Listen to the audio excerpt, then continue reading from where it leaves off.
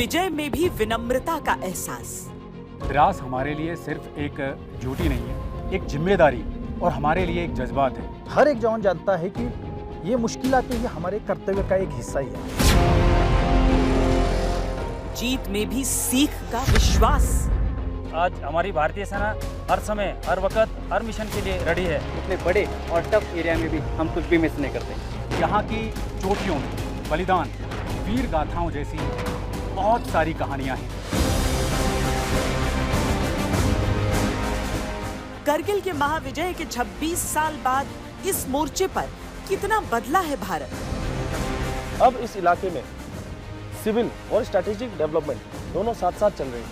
अगर 99 वाले हालात दोबारा बनते हैं तो हम एनिमी की मूवमेंट को पहले से ही डिटेक्ट करके उन पे जवाबी हमला कर सकते हैं। बुलेट प्रूफ जैकेट और असॉल्ट राइफल और ड्रोन, ये सब अब भारत में ही डिजाइन और मैन्युफैक्चर किए जा रहे हैं। और नए युग के युद्ध के लिए कैसे किया है खुद को तैयार। अभी हमारे पास में AK-203, 6 राइफल, निगेव LMG और साको स्नाइपर जैसे आधुनिक हथियार आज हमारे पास में। अब हमारी बॉर्डर रोड ऑर्गेनाइजेशन ने पूरे साल एक्टिव रहने वाली सड़कों को बना दिया है।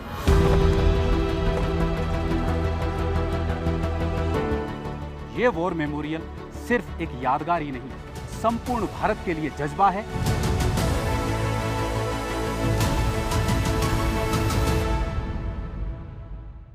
है अमर शहीदों की पूजा हर एक राष्ट्र की परंपरा। उनसे है मां की कोख धन्य, उनको पाकर है धन्य धरा। गिरता है उनका रक्त जहां वो ठौर, तीर्थ बन जाते हैं वो रक्त बीज, अपने जैसों की नई फसल दे जाते हैं। नमस्कार, जय हिंद, वंदे मातरम। मैं हूं श्वेता सिंह। हम करगिल में हैं इस समय, वो करगिल जहां का युद्ध हमने ऐसे जीता कि उसके बाद पाकिस्तान हिम्मत ही नहीं कर सका एक पूर्ण युद्ध भारत से लड़ने के लिए। लेकिन दुनिया के बाकी जो देश हैं वो अपनी हार में सबक सीखते हैं। भारत इकलौता ऐसा देश है दुनिया का जो अपनी जीत से भी सबक लेता है।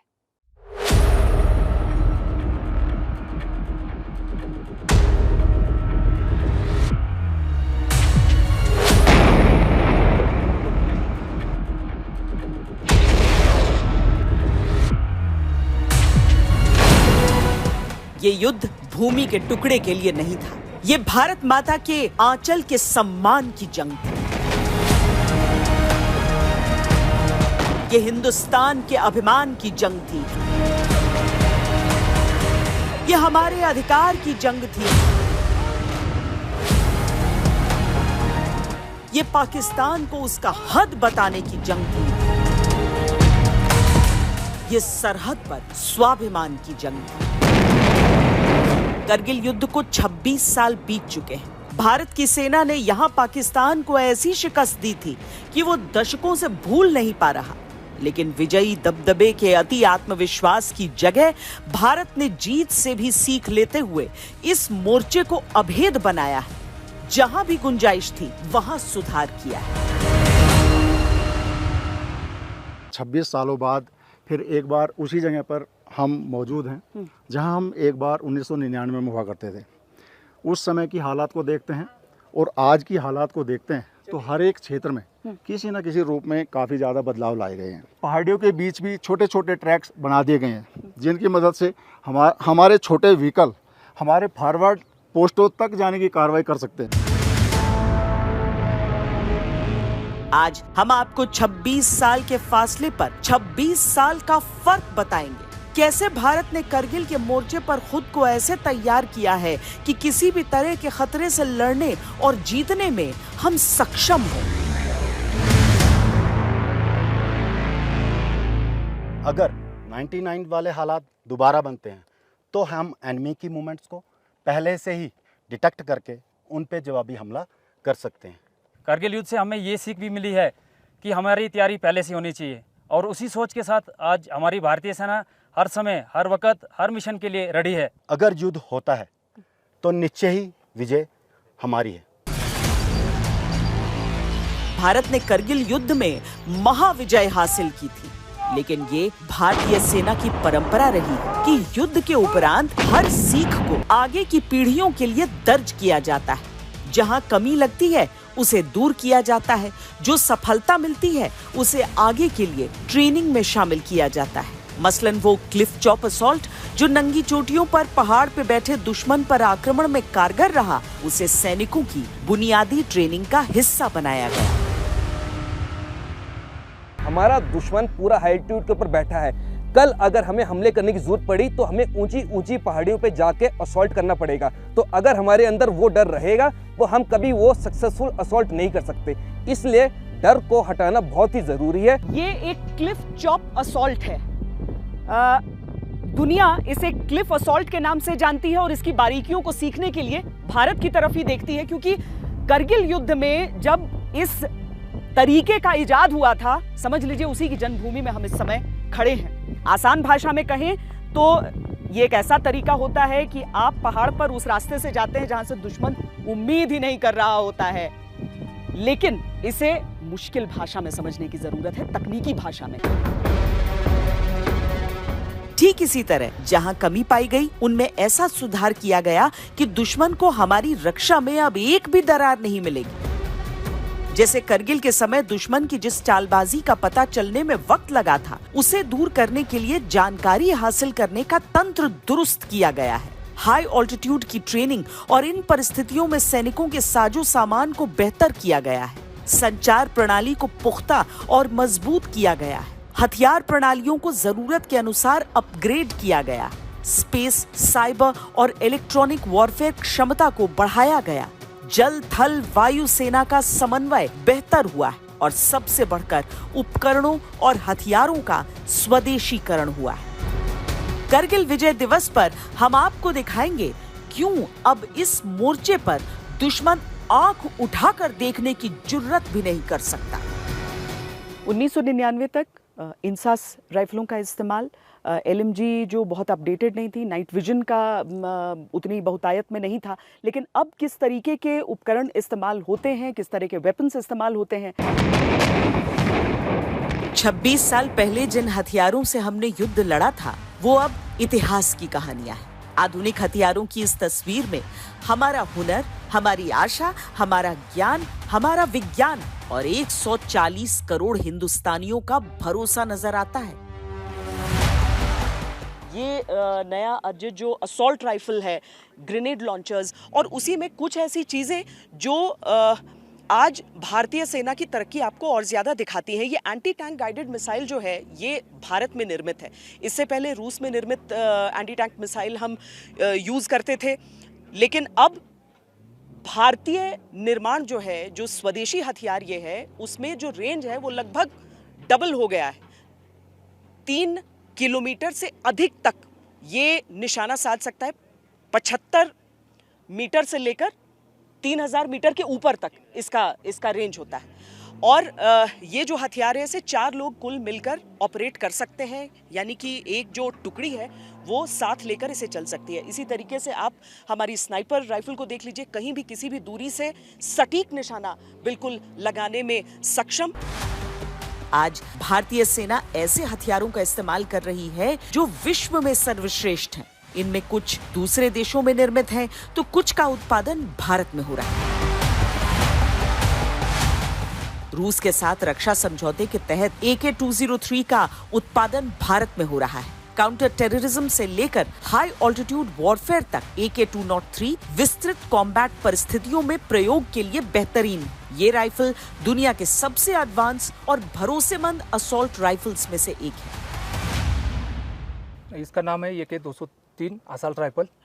ये पहले सेना के अंदर AK-47 का इस्तेमाल किया जाता था। अभी इसका लेटेस्ट वर्जन AK-203 को सेना के अंदर शामिल किया गया है। AK-47 के बनिस्पत इसका रिकॉइल कम और एक्यूरेसी ज़्यादा होने के कारण हम लंबे रेंज पर निकलने वाले टारगेट को बर्बाद कर सकते हैं। इसके साथ 5 मैगजीन आते हैं, उससे हम लड़ाई में ज़्यादा एम्यूनिशन कैरी कर सकते हैं और इसका फायर पावर भी बढ़ जाता है। इसके अलावा भारतीय सेना फ्रंटलाइन ट्रूप्स, स्पेशल फोर्सेस, घातक प्लाटून के लिए उनकी जरूरतों के अनुसार राइफलें इस्तेमाल करती है। ये एक स्नैपर है, इसका नाम है 8.6 mm साको स्नैपर राइफल। अभी इसके अंदर क्या है कि इसके अंदर बाइपोड की सुविधा दी गई है। इसके अलावा इसके अंदर बोल्ट एक्शन है, जिसके वजह से क्या है इसके अंदर पुर्जों की मूवमेंट नहीं होती, जिसके अंदर वजह से क्या है इसके अंदर एक्यूरेसी ज़्यादा मिलती है। दूसरी बात है इसके अंदर पिकातनी रेल की सुविधा दी गई है, जिसकी वजह से दिन के समय जिस प्रकार से हम साइट लगा के फायर करते हैं उसी हिसाब से क्या है इसके अंदर नाइट के समय भी हम TI साइड लगा के उसको हम फायर के अंदर शामिल कर सकते हैं, जिसकी वजह से दिन और रात के समय हम इसका इस्तेमाल कर सकते हैं। साथ ही जो नाइट विजन और थर्मल वेपन साइट्स हैं वो बेहद कारगर हैं। इस साइट का नाम है long range thermal imager camera. ये एक नाइट साइट है जो कि भारत में बेल कंपनी द्वारा बनाया गया है। यह साइट थर्मल इमेजरी के सिद्धांत पे काम करती है। इस साइट के साथ एक TFT की सुविधा दी गई है, जिसकी मदद से एक ऑपरेटर साइट को किसी डोमिनेट हाइट पे और या फिर बंकर पर खुद ऑपरेटर बंकर के अंदर बैठकर अपने एरिया ऑफ रिस्पॉन्सिबिलिटी की निगरानी आसानी से कर सकता है। साइट लाइट वेट होने के कारण एक ऑपरेटर इस साइट को एक जगह से दूसरी जगह से आसानी से कैरी कर सकता है। बुलेट प्रूफ जैकेट्स की क्षमता भी बढ़ी है और वजन घटा है। ठंड में इस्तेमाल में आने वाला गियर भी पहले के मुकाबले बहुत बेहतर हुआ है। हम आपको वो उपकरण भी दिखाते हैं जो 1999 में इस्तेमाल किए जाते थे।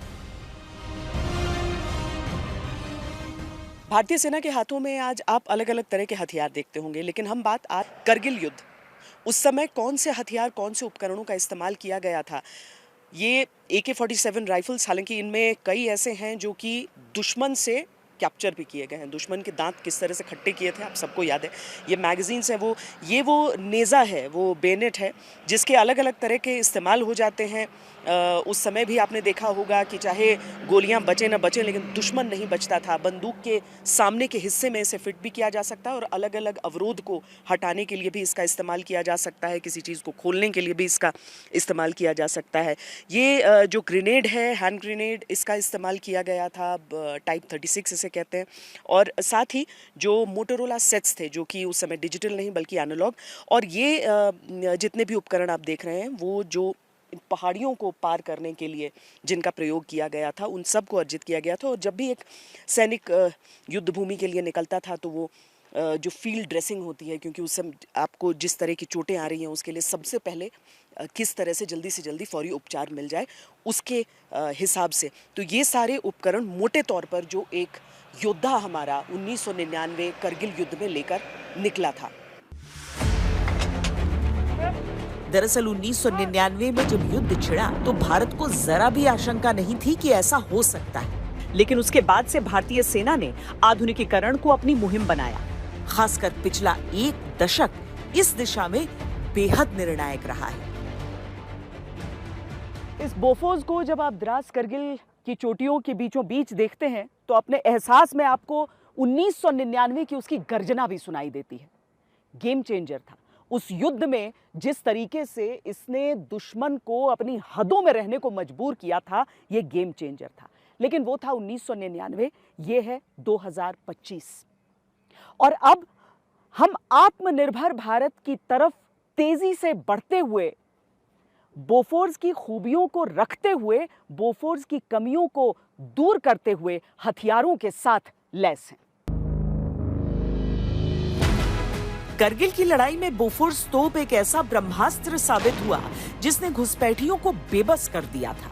करगिल युद्ध में पहली बार इन तोपों का इस्तेमाल हुआ था, लेकिन अब 2.5 दशक बाद 15,000 फीट की ऊंचाई पर अत्याधुनिक सुविधाओं से लैस धनुष हावित्ज़र भी मोर्चे पर लगाए गए हैं। किसी भी मौसम में, कैसे भी हालात में ये दुश्मन के परखच्चे उड़ा सकते हैं। हजारों मील में फैली घाटी में धनुष भारतीय सेना की ताकत को बढ़ा रहा है। आज इन ताकतों के सामने पाकिस्तान कहीं नहीं टिकता। न्यू इंडिया की बदलती तस्वीर की वजह से भारत और पाकिस्तान में जमीन आसमान का फर्क आ चुका है। 1999 करगिल युद्ध में बोफोर्स के दम ने दुश्मन का सर कुचल दिया था। 155 mm की ये गन ऊंची चोटियों पर फतेह में निर्णायक थी, लेकिन भारतीय सेना ने मोर्चे की बदलती जरूरतों पर ध्यान रखते हुए अपने तोपखाने के आधुनिकीकरण पर निरंतर जोर दिया। मेक इन इंडिया के तहत जो भी हमारे डिफेंसिव इक्विपमेंट अब भारत में तैयार किए जा रहे हैं वो पहले के मुकाबले काफ़ी बेहतर हैं। ये हमारी ज़मीनी बनावट और हमारे ऑपरेशनल टास्क को मद्देनज़र रखते हुए तैयार किए जा रहे हैं, जैसे हमारे बुलेट प्रूफ जैकेट और असाल्ट राइफल और ड्रोन्स। ये सब अब भारत में ही डिज़ाइन और मैन्युफैक्चर किए जा रहे हैं। इनकी सबसे ख़ास बात ये है कि इनमें अगर कभी भी कोई टेक्निकल फॉल्ट या कोई इशू आ जाता है तो हम इनको जल्द से रिपेयर करके और अपने ऑपरेशनल टास्क में शामिल कर सकते हैं।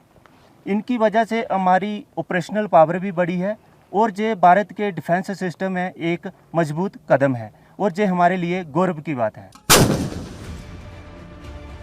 आज भारत के पास धनुष है, M777 अल्ट्रा लाइट हावित्जा है, K9 वज्र है, स्वदेशी रॉकेट आर्टिलरी है, DRDO द्वारा विकसित एटैग्स हैं। एक तरह से समझिए कि भारत में फायर पावर के लिहाज से क्रांति है। उस समय पर यदि मैं हथियार की बात करूं तो हमने 99 के अंदर SLR और LMG 7.62 से लड़ाइयाँ लड़ी हैं, लेकिन हमने उसके बाद में इंसास परिवार को भी पीछे छोड़ दिया। अभी हमारे पास में AK-203, 6 राइफल, निगेव LMG और साको स्नाइपर जैसे आधुनिक हथियार आज हमारे पास में, जिनको इस इलाके में ऑपरेट करना, साथ ही उनका रखरखाव करना काफ़ी आसान है। तो आसानी से एक जवान उनका इस्तेमाल कर सकता है। इस इलाके में बहुत बदलाव हुआ है। सीमावर्ती इलाकों में अब सेना ने ज्यादातर ऊंची चोटियों तक पहुंचने के लिए रास्ते और सड़कें बना ली हैं। टाइगर हिल, तोलोलिंग जैसी ऊंची चोटियों पर सेना ने मजबूत पोस्ट कायम कर ली है। जिन जगहों से पाकिस्तानी सेना और आतंकवादियों ने घुसपैठ की थी, वहां घुसपैठ रोधी ग्रिड बना दिए गए हैं। जिन पहाड़ी चोटियों को बर्फबारी के मौसम में खाली कर दिया जाता था, अब वहां पूरे साल सैनिकों की तैनाती रहती है। किसी भी वक्त तुरंत सैन्य तैनाती और मदद के लिए LOC पर जगह जगह हेलीपैड्स का निर्माण हुआ है। आम नागरिकों के लिहाज से भी इलाके की सूरत ही बदल दी गई है।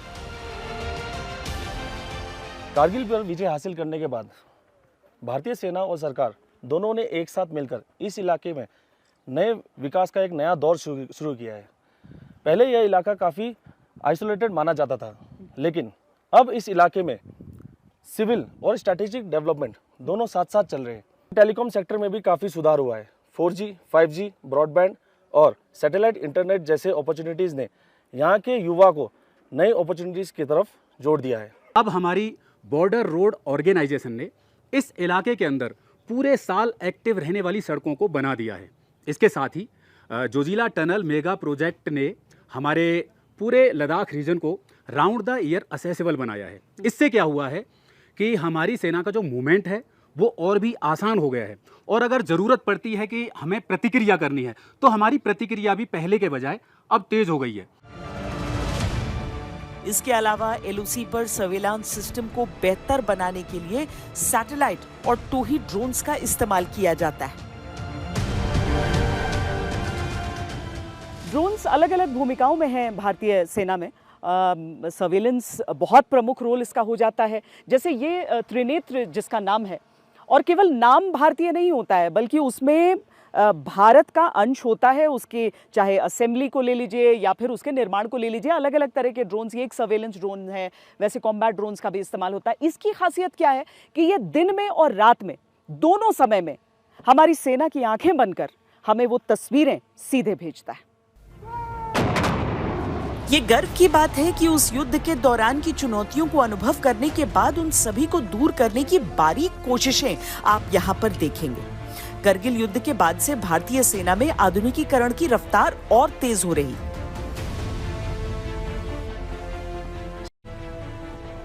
युद्ध के स्मारक पर एक ओर आप करगिल दौर के हथियारों को शान से सजा देखते हैं, तो नए भारत की नई ताकत का बखान करते उपकरणों से भी गर्व महसूस करते हैं। इस राइफल का नाम 6 और 716 असॉल्ट राइफल है।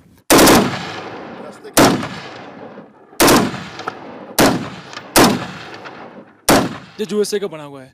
इसकी एक खासियत यह है, हम 500 से लेकर 800 मीटर तक आसानी से दुश्मन को सिंगल शॉट और ब्रस्ट राउंड फायर से बर्बाद कर सकते हैं। इस हथियार की कुछ एक विशेषताएं जो इस प्रकार से हैं। इसमें मैगजीन कैच और fire safety catch left side और राइट साइड दोनों दे रखा है।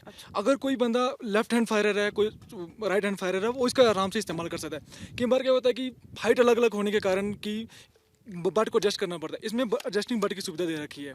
साथ में क्या होता है कि फायरिंग के दौरान धूल वगैरह उड़ती है। इसमें एजेक्शन स्लॉट के ऊपर ना कवर के लिए डस्ट कवर की सुविधा दे रखी है। साथ में इसमें क्या है कि जो ओपन साइड और रियर साइड दोनों है ना, इनमें जीरो करने के लिए हमें किसी भी जीरो टूल की जरूरत नहीं पड़ती है। साथ में इसके पिकनोटिंग रेल दे रखी है, जिसके ऊपर हम डे साइड और नाइट साइड आसानी से इस्तेमाल कर सकते हैं। अगर ना भी इस्तेमाल करें, हम जरूरत अनुसार इस्तेमाल करके उसको उतार के रख सकते हैं। विजय का अहंकार नहीं, बल्कि चुनौतियों को परख कर व्यवस्था में सुधार ही भारत का ध्येय है, उद्देश्य है। एक तो यहाँ का भूगोल, यहाँ का टेरेन, और दूसरा यहाँ का जो कर्कश मौसम है, मोबिलिटी बड़ी जरूरी होती है। द्रास करगिल की इन पहाड़ियों पर कभी गोलियों और गोलाबारी के बीच हमारे सैनिक चढ़े थे। इन ऊंची चोटियों से दुश्मन को बेदखल किया था, तिरंगा लहराया था। इसके बाद से भारत ने कभी अपनी तैनाती यहाँ कमजोर नहीं पड़ने दी।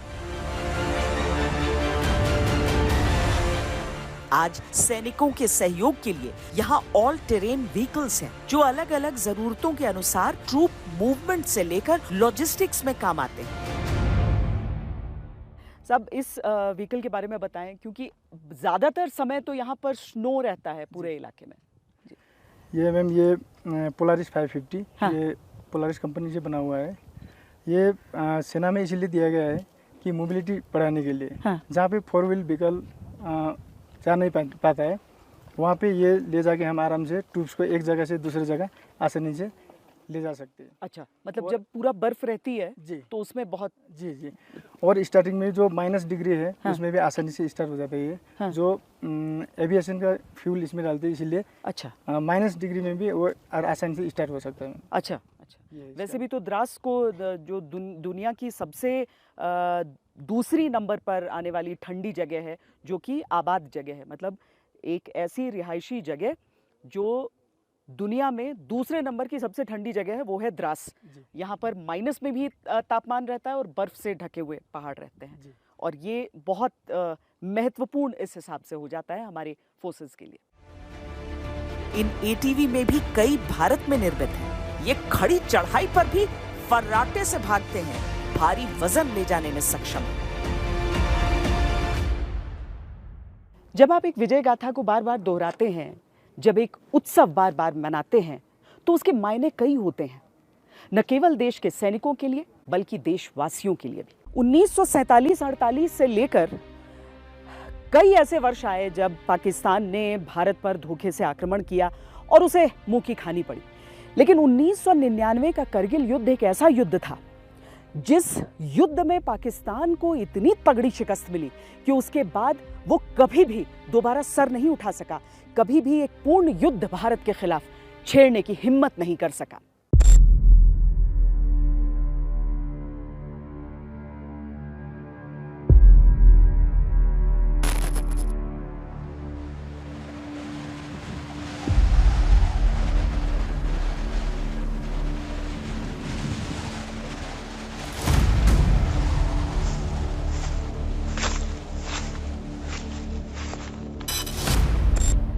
आज हमें टाइगर हिल पर डिप्लोमेट दुश्मन के ऊपर हमला करके उसे बर्बाद करने का टास्क मिला हुआ है।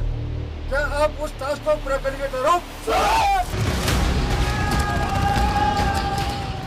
वो ऐसा युद्ध था जिसने पाकिस्तान को सर उठाने लायक नहीं छोड़ा। इस लड़ाई में अहम रोल था हमारे जवानों का अदम्य साहस, हमारी टीम स्पिरिट और हर जवान का जोश और जज्बा। वो ऐसा युद्ध था जिसने भारत के पराक्रम का परचम बुलंद किया।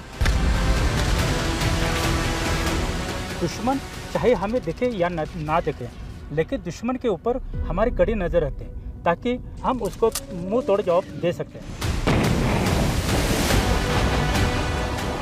वो ऐसा युद्ध था जो छल कपट विश्वासघात की बुनियाद पर शुरू हुआ।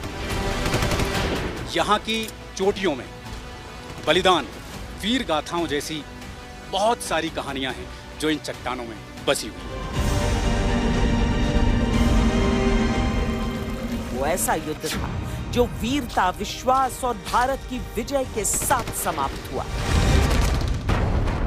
ग्रेनेड से जो मरे वो 48 थे और मेरे साथी गोलियों से मारे वो अलग थे। तकरीबन 70-80 आदमी उस तोलोलिंग को मारे। पूरी कंपनी खत्म करी थी वहाँ पर।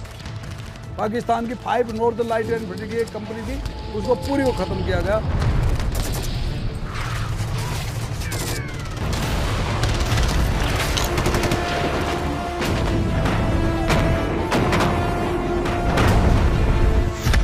युद्ध केवल जय और पराजय का पैमाना नहीं है, युद्ध तय करता है इतिहास, युद्ध निर्धारित करता है भूगोल। ये एक ऐसे युद्ध की कहानी है जहां हर बात दुश्मन के पक्ष में थी, लेकिन परिणाम उसके पक्ष में नहीं रहा। जब हमारे जवान 5140, टाइगर हिल और तोलोलिंग जैसे नाम सुनते हैं तो उनके मन में एक अलग ही गर्व और अलग ही श्रद्धा भाव पैदा होता है। हमारी बटालियन ने पॉइंट 5140 और 4875 के ऊपर कब्जा करके दुश्मन का मोराल बुरी तरह से तोड़ दिया था। हम आज भी 26 साल बाद जब महसूस करते हैं कि जब वही मिट्टी है जहां पर हमारे सीनियर ने अपने खून को बलिदान किया था। दुश्मन ऐसी तैयारी से आया, ऐसे धोखे से घात लगाया, ऐसी अभेद रणनीति बनाई कि उसको पीछे धकेलना नामुमकिन लग रहा था। पर भारत के रणबांकुरों ने न तो सुना है ये शब्द, न सीखा है हारना। वो तो हवाओं के रुख को मोड़ देते हैं, पर्वतों को चुनौती देते हैं, कड़कड़ाती ठंड को पिघलाते हैं, जज्बातों में देशभक्ति का उबाल लाते हैं। जब एक जवान पहली बार अपने कंफर्ट जोन से बाहर निकलता है, तब ही वह एक असली सोल्जर बनता है।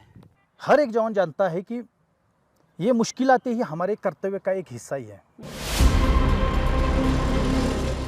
जोश, जज्बा और जुनून नहीं बदला, लेकिन समय के साथ भारतीय सेना में तकनीक बदली है, हथियार बदले। आक्रमण के हथियार कैसे बदली, ये हमने आपको दिखाया। अब इस क्षेत्र में बचाव का भी एक नमूना देखिए। स्वाति, ये एक ऐसा रडार है जो पहाड़ों के पीछे, घाटियों के अंदर, जंगलों में छिपे हथियारों को खोजकर लोकेशन बताती है। स्वाति वेपन लोकेटिंग रडार को इसीलिए बनाया गया ताकि अपनी ओर आते दुश्मन के गोले, रॉकेट या मोर्टार्स को ट्रैक किया जा सके। Swati MK2 weapon locating radar दूर से आते आर्टिलरी को पहचान लेता है, उसकी दिशा और गति बता देता है, रॉकेट या छोटे मिसाइल को ट्रेस कर लेता है, साथ ही मोर्टार के गोले को भी पहचान लेता है और नष्ट करने में मदद करता है। अगर इन ऊंचे ऊंचे पहाड़ों के पीछे से कहीं से दुश्मन का फायर आ रहा हो, उनका आर्टिलरी फायर, रॉकेट कहां से आ रहा है ये निर्धारित करना हो ताकि उसे मुंह तोड़ जवाब दिया जाए, तो वो कैसे पता लगाया जाए?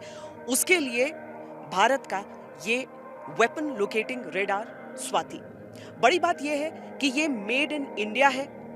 भारतीय सेना की ताकत को अगर हम आज के दौर में समझना चाहते हैं तो स्वदेशी निर्मित हथियार और उपकरण उसमें बहुत अहम हो जाते हैं।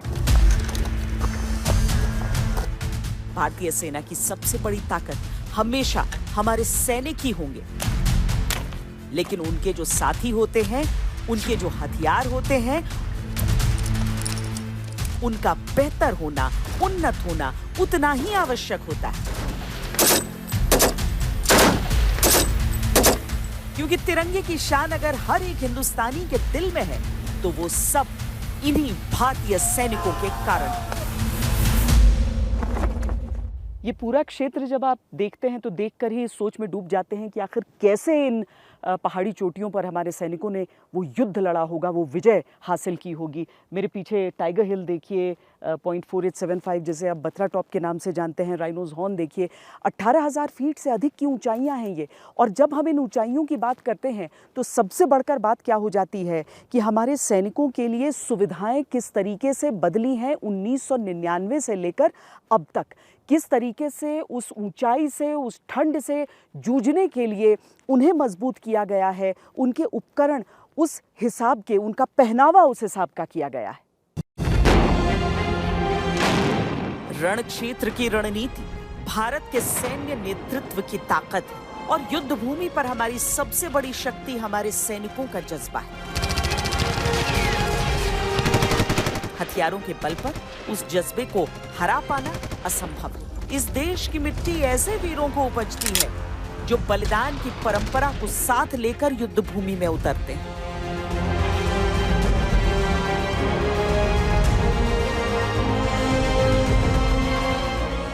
इस युद्ध में हिंदुस्तान का हर सैनिक परमवीर था, रणभूमि की जटिलताओं को समझते हुए, रण की चुनौतियों को जानते हुए अपना सर्वस्व झोंक देने को तत्पर।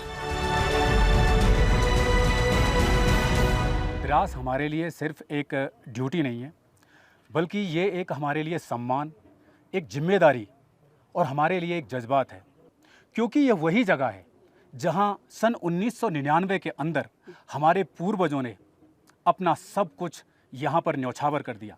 इस धरती पर उन्होंने अपना खून बहाया है। जब भी कोई जवान यहाँ पर आता है तो सबसे पहले वो यहाँ द्रास की मिट्टी को महसूस करता है और यहाँ पर वह बड़े गर्व के साथ वो अपने आप को बाद में और अपने कर्तव्य को पहले मान करके अपने कर्तव्य का निर्वहन करता है और अपनी ड्यूटी करता है। अगर हमारे सैनिकों की हिम्मत नहीं होती तो महीनों की तैयारी के साथ मैदान में उतरा पाकिस्तान नहीं हारता।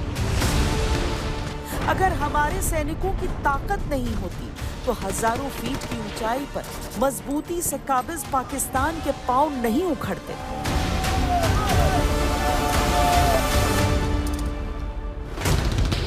अगर हमारे सैनिकों का हौसला नहीं होता तो करगिल की कठिन जंग में केवल 2 महीनों में नतीजा नहीं निकलता।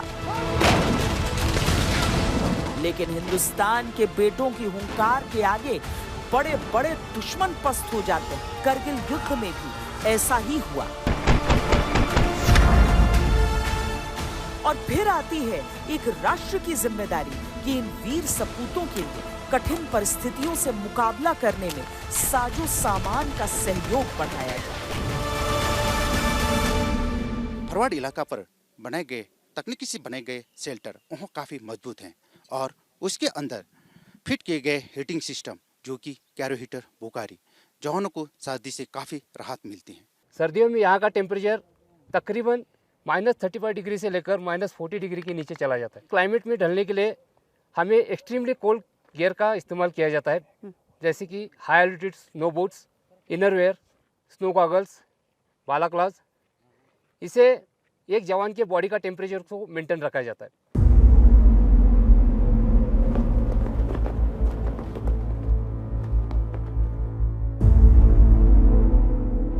युद्ध का परिणाम केवल जय और पराजय नहीं होता है। युद्ध का परिणाम पराक्रम से होता है। तिरंगे की शान और भारत माता की आन के आगे हमारे देश का कोई सिपाही अपनी जान की तनिक भी परवाह नहीं करता। 26 जुलाई 1999 को भारत की जीत के साथ ही ऑपरेशन विजय को सफल घोषित कर दिया गया। रणभूमि में तैनात हर एक वीर ने शौर्य की अनमोल विरासत हर देशवासी के लिए छोड़ी।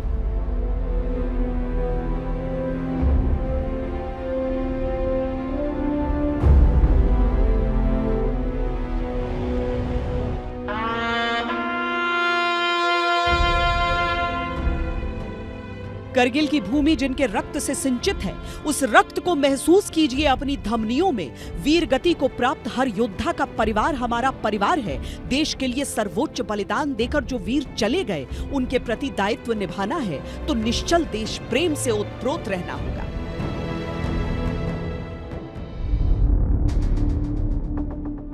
उस साल पाकिस्तानी सेना ने केवल द्रास सेक्टर नहीं, बल्कि करगिल के पास काकसर, बटालिक सेक्टर, चोर बाटला सेक्टर और सियाचिन के दक्षिण में तुर्तुक में बंकरों और पोस्ट पर कब्जा कर लिया था।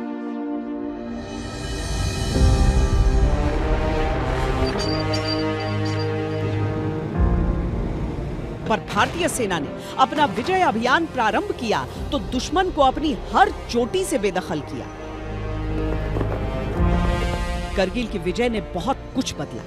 सरहद पर हमारी तैनाती से लेकर विश्व में हमारे रुतबे तक। भारतीय सेना कठिन से कठिन इलाकों में मुश्किल से मुश्किल मौसम में भी तैनात रहती है। पाकिस्तान करारी हार के बाद फिर युद्ध छेड़ने की कभी हिम्मत नहीं कर पाया।